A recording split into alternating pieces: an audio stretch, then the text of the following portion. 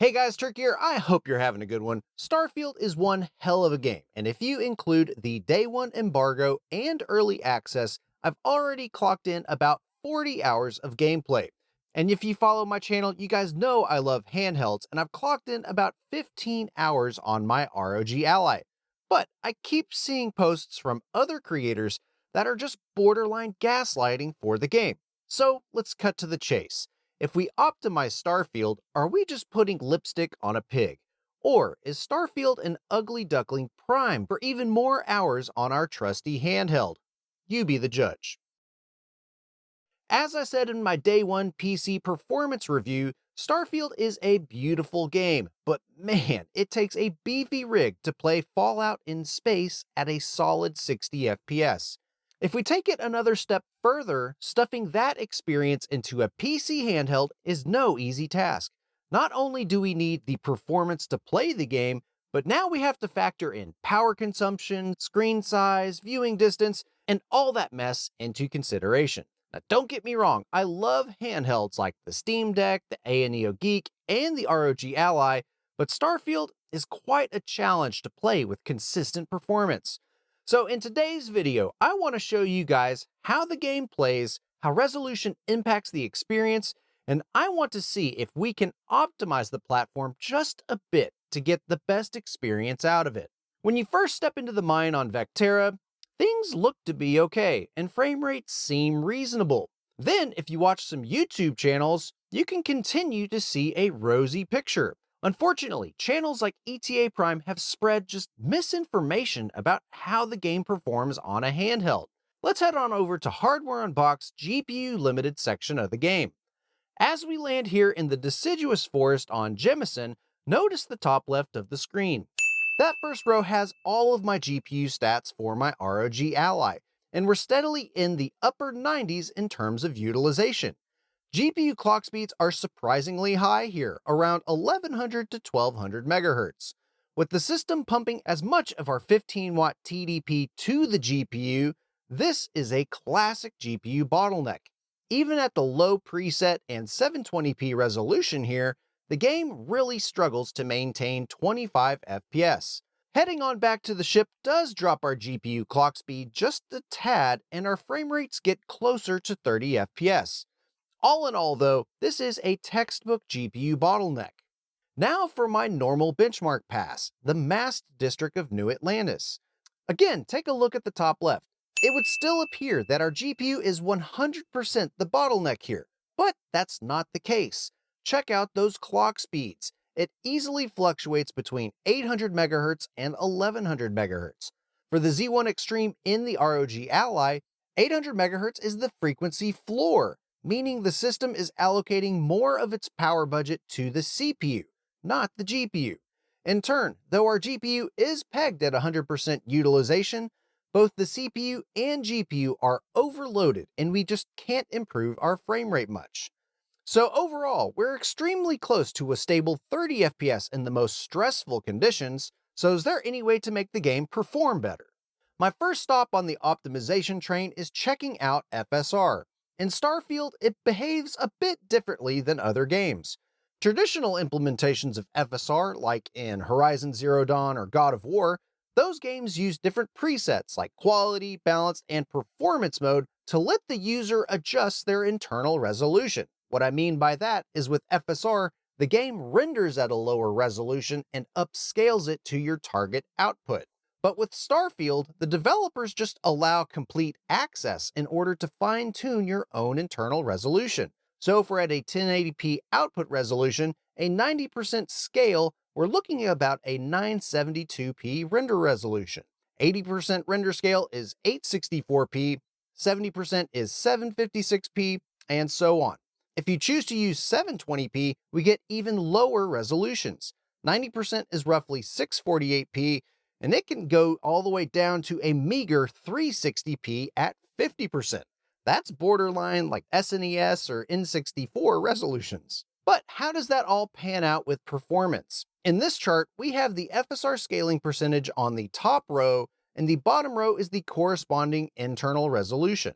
At 1080p on the left, We clearly need as much FSR possible to get even close to acceptable performance. But at 720p, we can hit 30 FPS at the 50% scaling factor, but we do see decent scaling across the board. What I find interesting here is the internal render resolutions. When running 1080p output and FSR set to around 70%, we are effectively using the same render resolution as native 720p. However, just by turning on FSR, there is a performance penalty. So it begs the question, why use the feature at all when you can just stick to a native resolution? Another example is 1080p with 50%. That render resolution is very similar to about 75% scaling at 720p. But again, we get roughly 10% more performance by going with 720p output resolution, which is always a worthwhile investment. Performance is one thing, but how do these two configs compare visually? On the left, I'm going to be using 1080p with a 50% scaling factor, and on the right, 720p at an 80% scaling factor. Each of these clips are grabbed at their respective output resolution, but since this is a 1080p video for YouTube, the 720p clip is upscaled to fit the screen.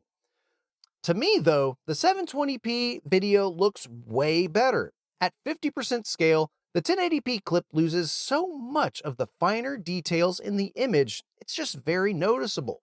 Even when running around New Atlantis, I see vast differences in the ground tiles, and we can see the separation in the foliage up in the trees.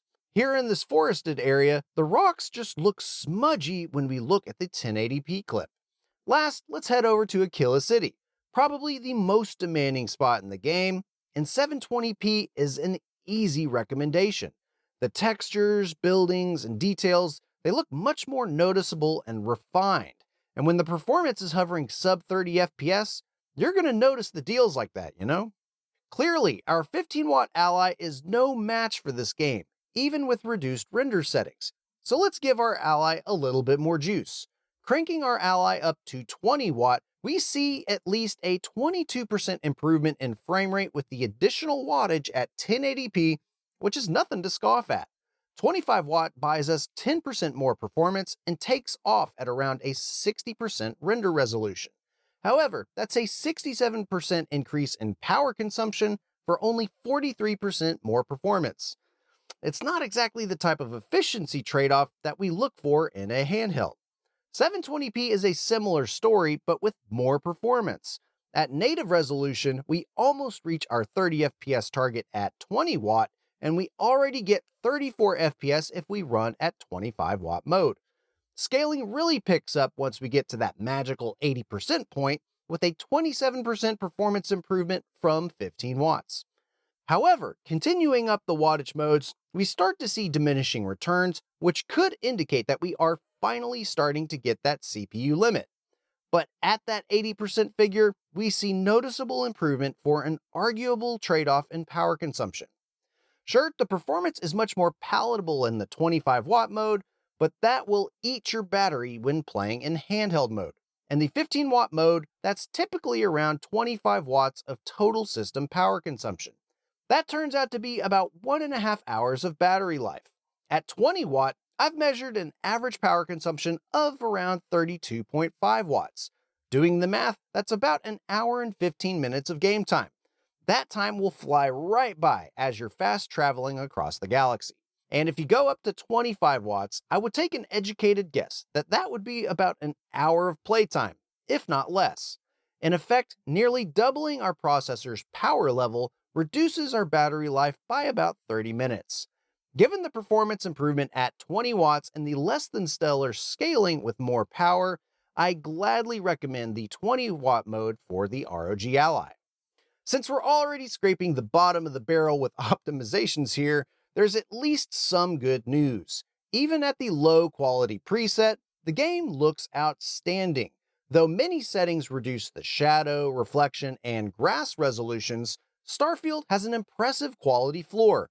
The game looks really good, as we saw in my settings comparison video. Having learned a few tricks from that video, some settings can be turned up with negligible impact on performance. Contact shadows can easily be cranked to high since it's going to add a lot of depth to the characters when you're talking to their lifeless souls. If you're into laser rifles or pyrotechnics, particle effects don't really seem to impact performance. Indirect lighting also adds that little extra ambience to the scene with no measurable impact on performance. However, there are a few settings that we just have to keep it low. Shadow quality will increase our shadow's clarity and resolution. Still, if we bump it to medium, it costs us a few frames of performance that we just can't spare at this point. Reflections is another one we're just gonna have to skip out on. The setting does provide a bit more immersion in the scene, but again, medium costs us a few additional FPS, and that's just too damn high.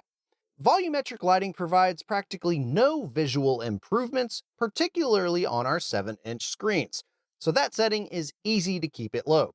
Crowd density will continue to slay our CPU, so as much as I want to see a vast and vivid city, I'm gonna have to keep that setting on low. GTAO is the ambient occlusion setting in Starfield, and as much as I love the effect, like I said in my Diablo 4 and Baldur's Gate 3 optimization videos, in this game on a handheld, I think the low setting is good enough. Now let's put the low quality preset and my optimized settings side by side. Comparing the two videos, I wouldn't be mad if you wrote down in the comments and said that you really couldn't tell the difference. The difference is very subtle at best, and honestly, I'd rather be focusing on exploring and slaying spacers instead of harping over shadow quality. With these settings, Starfield is easily a good experience on a Windows handheld, like an ROG Ally or an A&EO device. Unfortunately, even with the lowest settings possible, the Steam Deck just doesn't have the power to maintain a solid 30 or 40 FPS throughout a gaming session. Sure, you can install some different mods that remove shadows or reduce the quality settings even further, but at that point, are you really playing Starfield? Bethesda delivers a great looking game and a decent performance experience across all available PC platforms, including the handheld device.